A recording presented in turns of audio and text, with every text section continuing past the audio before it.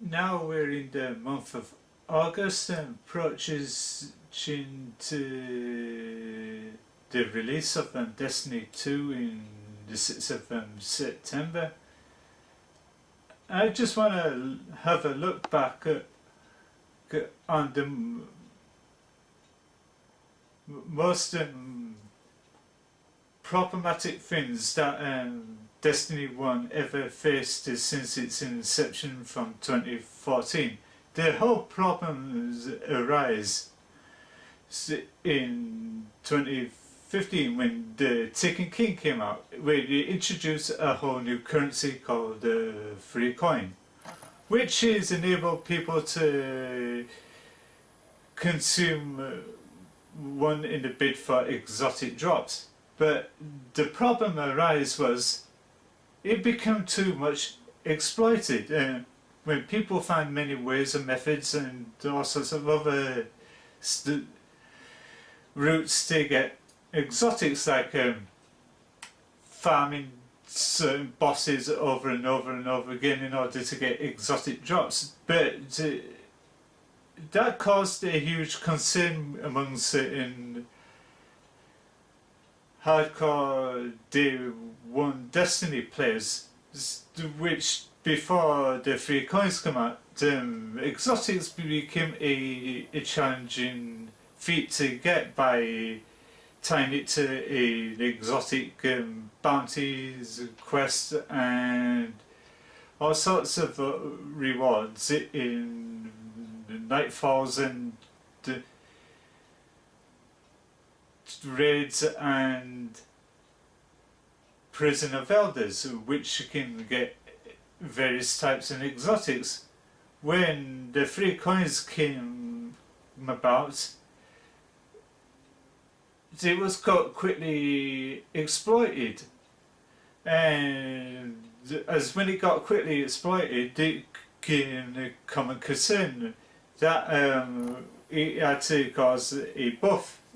Nobody don't know the algorithm of the cooldown limit of how many times you can use a free coin, and it all came the dawning event in 2016, last year, leading up to the Christmas period. The free coins did not show up in the inventory of Zerd. The people was logging into wondering where they are, and that respite did please certain YouTubers, and that they were protesting for them to be taken out, but sadly they got quickly put back into Zerd's inventory. But here's the problems, malaise with the exotics, which it came to was the rise of iron, which exotics became easy obtained through watered down exotic quests like the Galahorn and the Fawn, and that, which the Fawn is a lucky bounty drop. Some of them was lucky to get it straight away than others. And when the problems arise about the whole exotic problem, certain Destiny YouTubers felt like exotics was not a challenge anymore. Anybody can get exotics, even through legendary engrams, if you was lucky to roll the dice with the Cryptarchy, it would turn into an exotic. And all sorts of other channels, like doing the exotic glitch and that, and etc. And there was a whole of exploitations, how to get them, like you come glitching into certain raids, going to the exotic chests in order to get the exotics. But that caused a certain strenuous concerns about them. But to other problems other than the exotics start to occur in Destiny was the whole exploitation of the loot cave, which people used to go to designated areas around the Dreadnought and Mars and that, to find in a designated cave to shoot in a dark hole to get loads and loads of engrams like blues, greens and legendaries and such. But those got quickly nerfed over the period of them being exploited. So kind of like if you go into a cave in the Dreadnought, shoot it hours and hours and hours and end, you're not going to get anywhere fast, you're only going to get ammo drops, and that's if you're lucky. But it became an exploited mechanic, the way it occurred in Destiny, which is no of phenomenon and etc. And yeah, there was continuously concerns about these whole issues and that, but which was not really addressed very well. Some of them was some playing to Bungie to get these mechanics fixed to make it like fair for everybody in that, but sadly that does not come into fruition.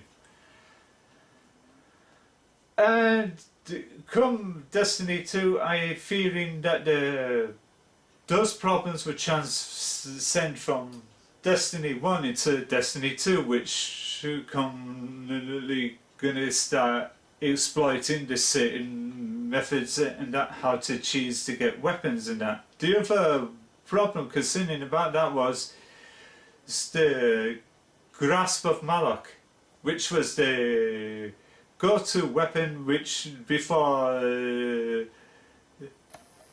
the skeleton key system came out, where you have to grind for a key to go to a designated chest at the end of the strike. You open it up to get either a weapon or a class item.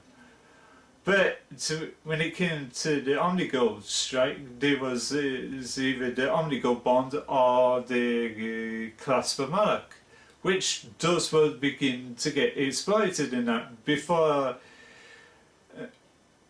Omnigo reach final destination. You have to stop her by shooting her, and she drops the loot, which one of them contains either the Omnigo bond or the Clasp of Malak. But the whole thing about it was, when she goes down, whole team has to wipe and they start their cycle over again, so they can grind the same one over and over again to get the god roll. And this is where it became a must-have mechanic in Destiny 1, which you can grind certain weapons over and over and over again to get the ultimate god roll.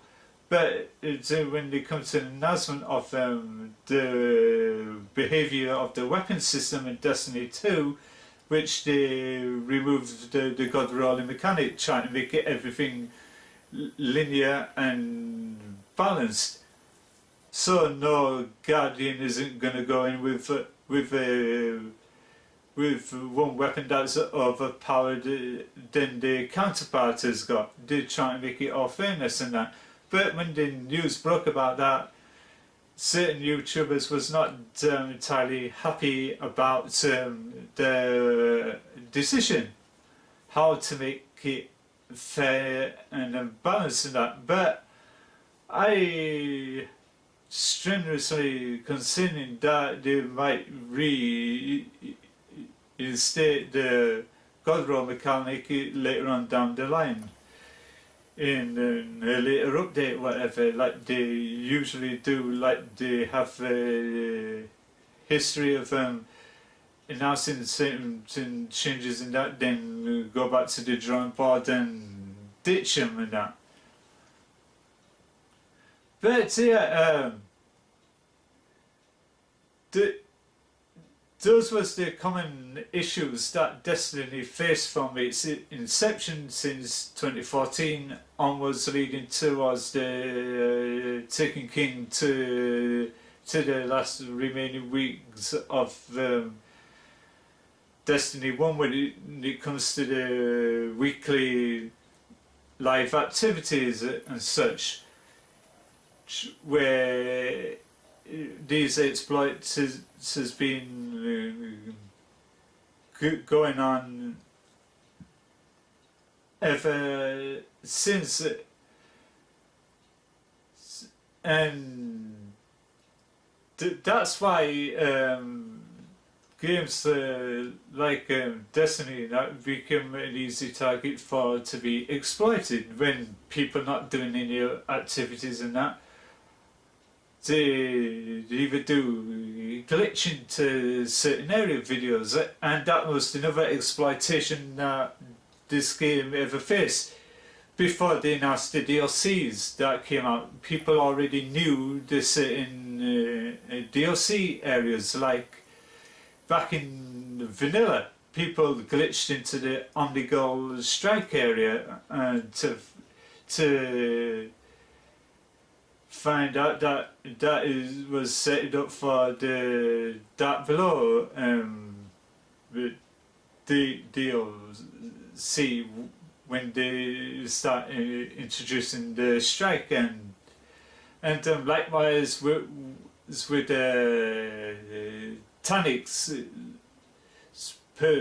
with the original Taniks, there's a Skardom strike, which was that came out in the House of Wolves, which before that came out, people already glitched into that area and successfully made their way into the catcher above that area in the moon, and likewise in the House of Kings and that, which was set up for a mission objective in the House of Wolves and that. But it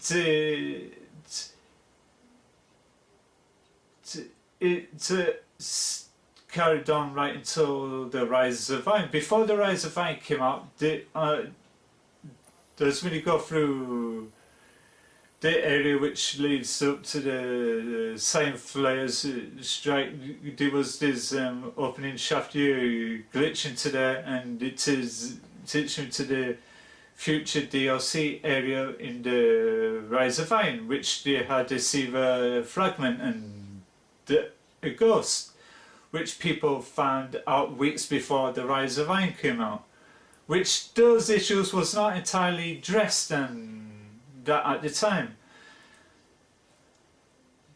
But it became more of a frequent pattern, how to exploit certain areas and that to tease people of what to expect in the future DLCs of Destiny 1.